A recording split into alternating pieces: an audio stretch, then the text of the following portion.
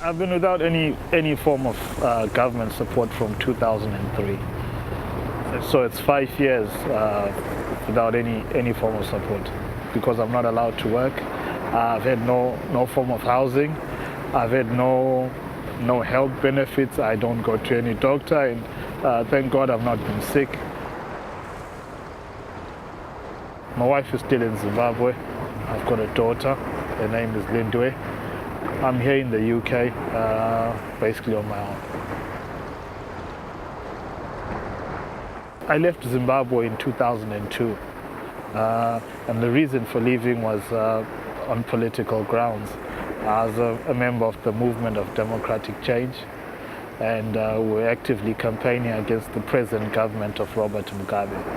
We were targeted because we were seen as sympathizers of the opposition. We've got problems with things like cholera, people can't get food. The situation in Zimbabwe is dire right now. I've also recently been informed of an option called Section 4. My lawyer advised me to be rather careful about signing up to this agreement because I was told that for me to be able to get any form of assistance under this agreement, I'll have to agree to sign that I will go home immediately as soon as the Home Office sees fit. There have been situations where some people have been returned back to Zimbabwe, and I think because of that, I'm really scared. I'm not really too sure what will happen. And we're talking here about real people with real families, real children and real lives to lead, and the current situation of limbo is simply intolerable for them, and I think it's shameful for us as a country. Vouchers are very inflexible. Sure, people get out vouchers for big shops like Asda, and they can buy clothes and they can buy food. They can survive in a very basic sense that way, but they cannot take a bus. You know, the simplest things need a bit of cash.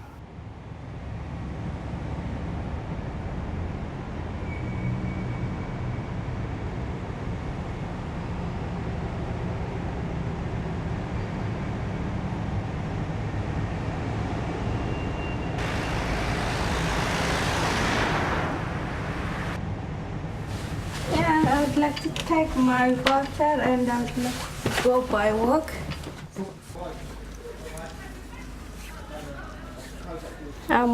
On Tuesday between 10 to 12, I'm going to take my voucher by walk.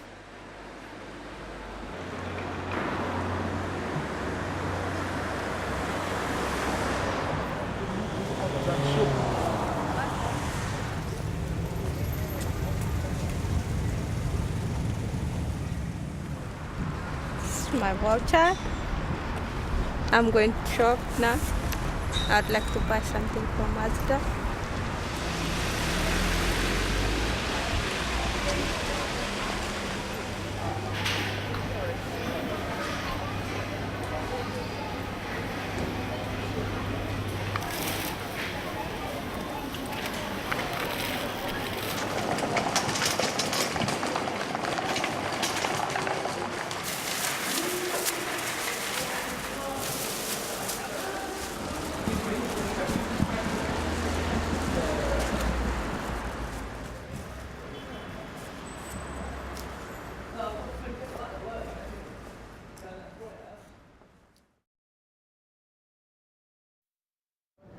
I think it's a highly discriminatory system. I think it also has a tendency to identify people as asylum seekers and identify them as possible targets for abuse.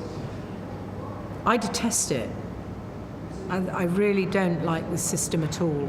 What I would do with Section 4 is I would get rid of the vouchers altogether. I think they're a pain. I can see there is a point if you're running a system in making the payments slightly less if you want to punish people in some way. And what we need to do is we need to think creatively about a status for these individuals which allows them to get on with their lives rather than this constant limbo.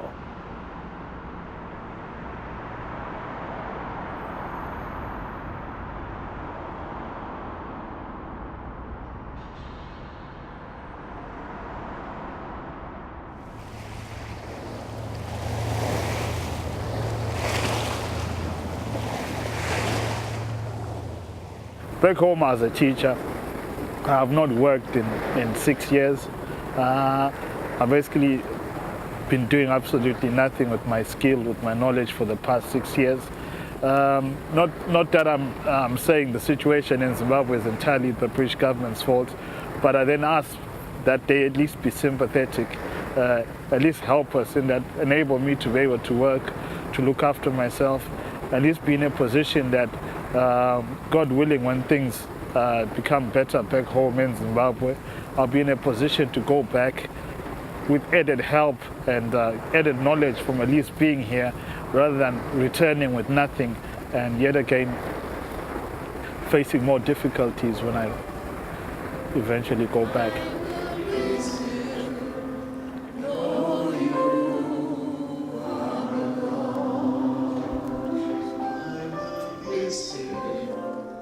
If I'm given the option to choose, I would rather not be on support.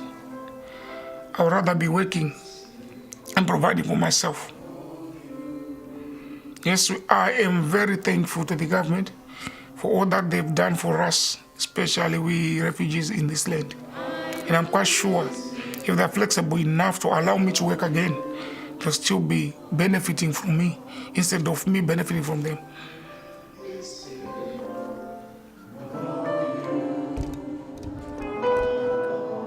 There's something more to life than just going for these material things. See, that's why I've learned to be happy even in this circumstance. You saw me the first day that you introduced me, I didn't look at someone who said. Why? Because I know there's something more. And I know one day the sun will shine and we'll all be happy.